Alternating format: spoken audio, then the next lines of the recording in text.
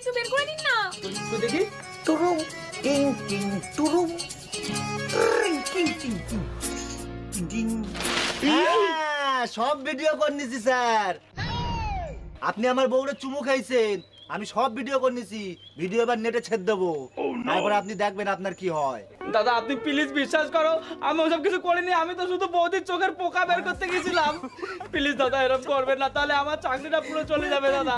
আমি সত্যি বলছি, আমি পোকায় বের করতে গেছিলাম, আমি কিচ্ছু করিনি। না না, এবার আপনি কি করবেন? আপনি যা বলবেন আমি তাই করবো, আপনি বলেন। এর কোনো উপায় নেই, একটা কাজ করা যায়।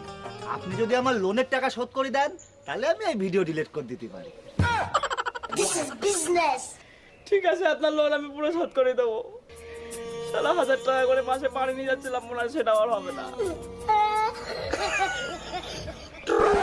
কি গো, দেখলে তো কেমন বুদ্ধি করে লোনটা শোধ করে দিল?